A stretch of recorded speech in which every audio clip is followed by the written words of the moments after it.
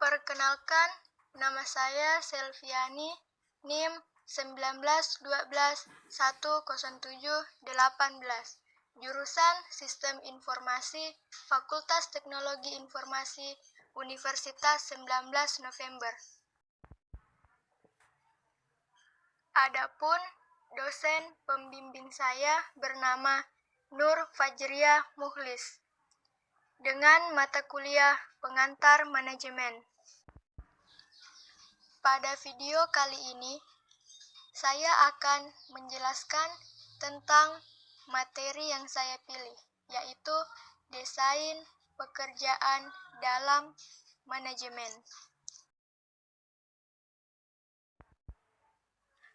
Kalian tahu gak apa sih desain pekerjaan itu? Kalau mau tahu, berikut penjelasannya. Jadi, desain pekerjaan atau job design merupakan proses seorang manajer memutuskan tugas-tugas tertentu untuk orang-orang dalam organisasi dalam rangka mencapai tujuan perusahaan. Selanjutnya, elemen desain pekerjaan, di mana menurut Handoko terdapat 3 elemen. Yang pertama, elemen organisasional, yang kedua, elemen lingkungan, dan yang ketiga, elemen keperilakuan. Kita bahas elemen yang pertama dulu, yaitu elemen organisasional. Elemen ini berkaitan dengan efisiensi yang merupakan penggunaan sumber daya dengan pengorbanan yang sekecil-kecilnya. Elemen organisasional ini terbagi 3 lagi. Yang pertama ada pendekatan mekanistik, kemudian aliran kerja, berikutnya yaitu ada praktek-praktek kerja. Pendekatan mekanistik. Pendekatan ini mendekatkan efisiensi waktu, tenaga, biaya tenaga kerja, latihan, dan pengembangan. Teknik ini paling efektif bila para pegawai kurang berpendidikan atau kurang mempunyai pengalaman. Selanjutnya, yang kedua yaitu aliran kerja. Aliran kerja dalam suatu organisasi sangat dipengaruhi oleh sifat produk atau jasa.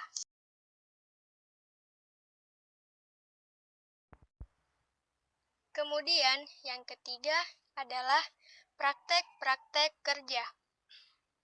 Metode ini terbentuk dari tradisi atau kesempatan kolektif para pegawai atau bagian kontrak perjanjian kerja dari serikat buruh. Setelah mengetahui tentang elemen organisasional, kita lanjut yang kedua, yaitu elemen lingkungan. Elemen lingkungan merupakan pengaruh eksternal yang mempengaruhi desain pekerjaan. Misalnya, banyak lowongan kerja yang kadang-kadang sulit untuk diisi karena tidak tersedianya calon pegawai yang mempunyai kemampuan tertentu. Selain itu, desain pekerjaan juga dipengaruhi oleh pengharapan masyarakat. Misalnya, masyarakat di lokasi perusahaan, meskipun tidak memiliki keterampilan, namun kenyataannya sering menuntut lowongan kerja. Kemudian, yang terakhir yaitu elemen-elemen keperilakuan, di mana elemen ini terbagi 4. Yang pertama, otonomi, kedua, variasi, ketiga, identitas tugas, dan yang keempat, umpan balik. Kita bahas satu persatu lagi. Yang pertama, tadi ada otonomi, di mana seorang pegawai yang diberi wewenang untuk memutuskan keputusan yang berhubungan dengan tugasnya. Jadi, kurangnya otonomi akan menyebabkan pegawai menjadi apatis atau menurun prestasi kerjanya. Selanjutnya yaitu variasi. Variasi pekerjaan dibuat dengan tujuan agar para pekerja tidak merasa bosan dengan pekerjaannya. Berikutnya yaitu identitas tugas. Identitas pekerjaan merupakan ciri-ciri, jenjang atau tingkatan dan klasifikasi dari suatu pekerjaan. Bila pekerjaan tidak mempunyai identitas yang jelas, maka para pegawai akan kurang merasa bertanggung jawab atas pekerjaannya.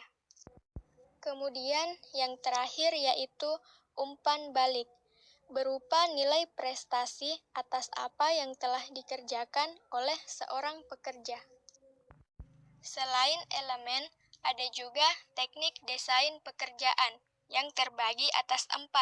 Yang pertama, penyederhanaan pekerjaan. Kedua, rotasi pekerjaan. Ketiga, pemekaran pekerjaan. Keempat, pemerkayaan pekerjaan. Penyederhanaan pekerjaan. Pekerjaan dibagi-bagi ke dalam bagian kecil sehingga memungkinkan bagian-bagian tersebut dikerjakan bersama.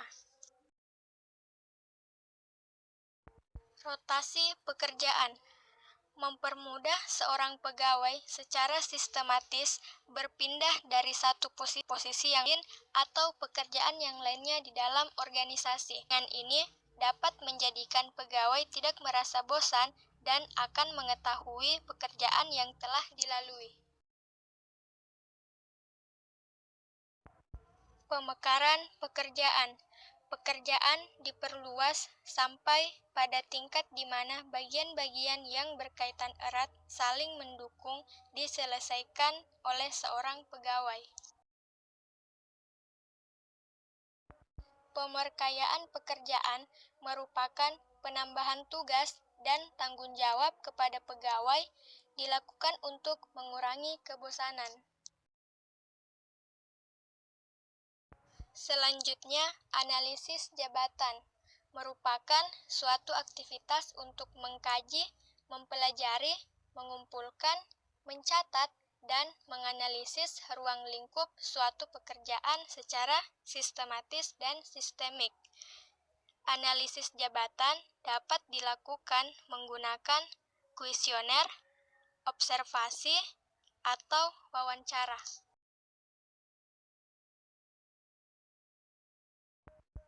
Berikutnya yaitu deskripsi jabatan. Diartikan sebagai suatu statement yang teratur dari berbagai tugas dan kewajiban suatu jabatan tertentu.